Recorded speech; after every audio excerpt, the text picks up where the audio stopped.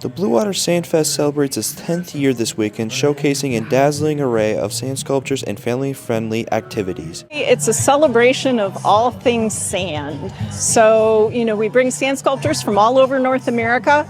We have 22 sand sculptors here, plus all of our amateurs that are competing today. We have live music, we have the food trucks, we have kids areas, so it's really kind of sand and family.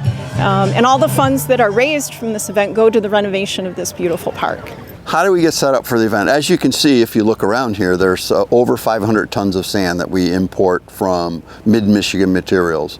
And it takes a team of about 5 days to totally set everything up.